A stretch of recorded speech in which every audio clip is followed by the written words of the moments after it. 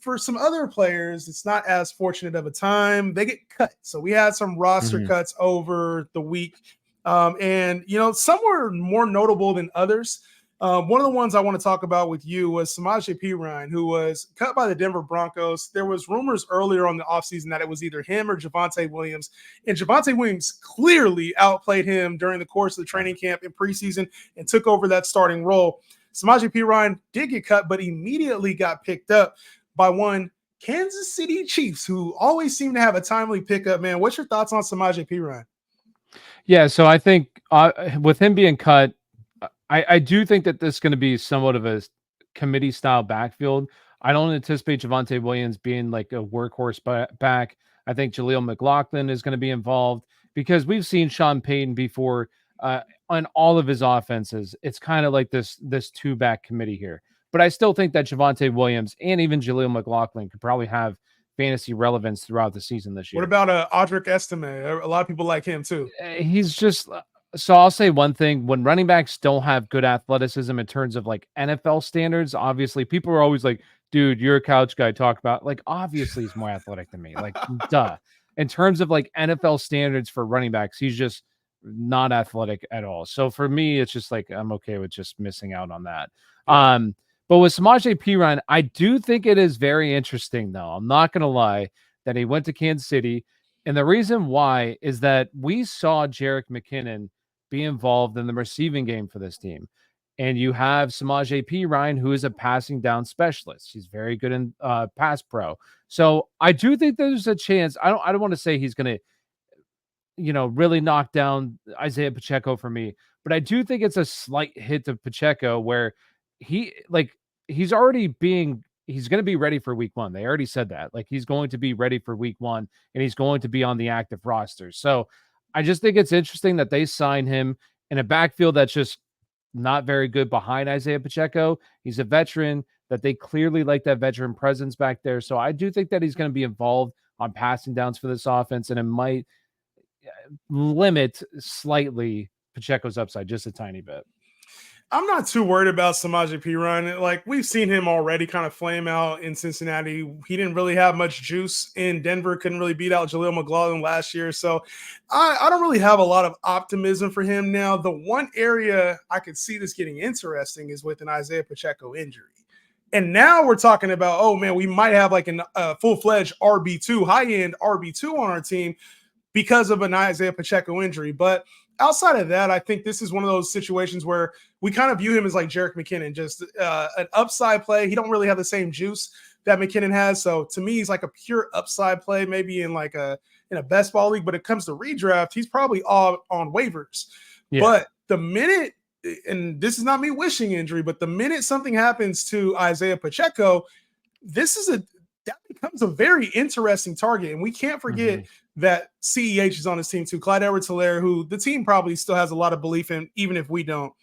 But as far as Denver, I kind of echo what you were saying. Like Javonte, he's going to be the guy, but it's going to be a mixed bag. There will be other hands involved as well.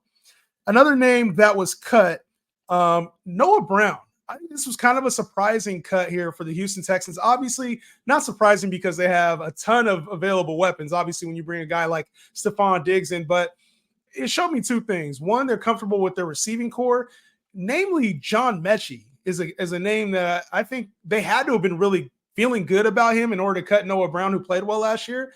But then number two, he went to a prime landing spot, Tyler, in the Washington Commanders, who needed another 2 or a 3 guy to play that slot, which it kind of feels like he's going to fit that slot role a little bit.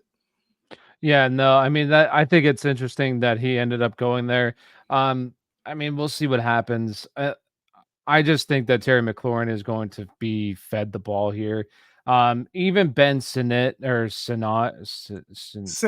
Jeez, yeah, like Senator. We don't call him the Senator. All right, Senator. There we go. With Washington, I like that. I do think that he can have a pretty solid season as well. Like Noah Brown's just kind of a guy who's bounced around, but I do think it's a good spot for him to land, obviously, and in a wide receiver room that's kind of wide open right behind Terry. Yeah, there's not a whole lot of I don't think there's a whole lot of upside, but these are just names to note, and it's good to understand situations. Yeah. Like Jaden Daniels, obviously he's going to have a guy, and it's probably going to be Terry McLaurin. But to see names like Diami Brown and Alida Yeah. Zacchaeus, like those are the names that you're competing with. Like Noah Brown does have an opportunity to be the number 2 or 3 guy there. So all depends on Jaden Daniels' development and how he progresses. But interesting name there. A name that was cut and then re-signed. I've heard you talk about this guy before, Deontay Foreman for the Cleveland Browns. And obviously, with their depth, they felt like Pierre Strong was their guy at RB2. And it kind of seems like that's the direction it's trending with him playing behind Jerome Ford. Deontay Foreman has been kind of a castaway now, the Carolina Panthers, Chicago Bears, and then now cut and re-signed with the Browns. Any hope for him, or does this just give you more clarity on the backfield?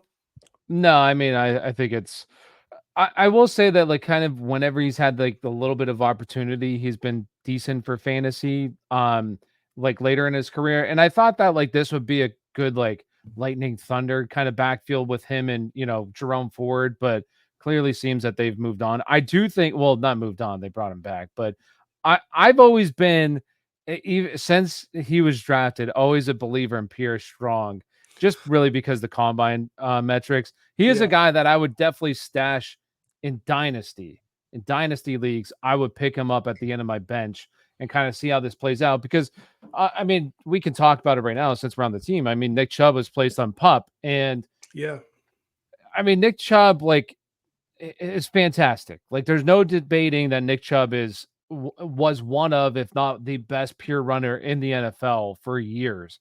But this is a significant knee injury he's coming off of. I don't really think even when he is back, I don't think that he's going to all of a sudden see a full workload. And then we've seen guys like this that they come back and they're just not quite right for the entire season, even suffer another injury like a hamstring injury or something like that coming off this injury. So we have a backfield where there's clearly 2 guys, and Jerome Ford, I think is last year was pretty solid on the season for the whole year. But then you also do have this other guy who's very athletic, who was a very good pass catcher in college.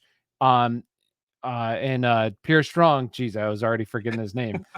Pierre Strong. So I think it's just a name to know for redraft. Just kind of pay attention to see how this backfield ends up. But for dynasty, especially if you have deep benches, I would definitely pick him up in dynasty. Well, I mean, we saw last year. It's not like I don't think the Browns want to stick to just Jerome Ford. We saw Kareem Hunt in this role last year, and Kareem Hunt had value. There was times where we were starting him as a flex because of his usage in the red zone, and that could be the same case here for Pierre Strong. So a ton of opportunity there. And now this is a guy in redraft. It's more of a close eye. Like, can he get 8 to 10 touches week 1? And then for me, that shows, okay, he's actually rosterable. This is a guy that I might want just in case something happens to Jerome Ford.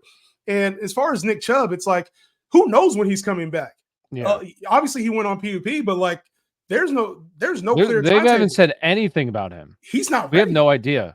Right. And there's a lot of people that are drafting right now, taking him as like their RB3 based on the name. Yeah. You might not see Nick like Chubb the 8th round.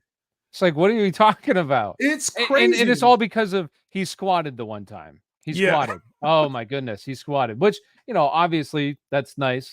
Happy for him. But like, we haven't heard anything about him running, where he's at in conditioning. We haven't heard anything about this. So yeah, I mean, I'm right there with you. Preseason goes a long way with a lot of fantasy players, man. And unfortunately for Nick Chubb, like, he needs the time to get back. He's 29, suffered a major knee injury. This isn't Jonathan Brooks. This is complete tears of multiple ligaments. Like, he's going to take time to get back. So hopefully Nick Chubb does get back. But Pierre Strong is a name to note, maybe not act on yet, but a very intriguing name to watch as time goes.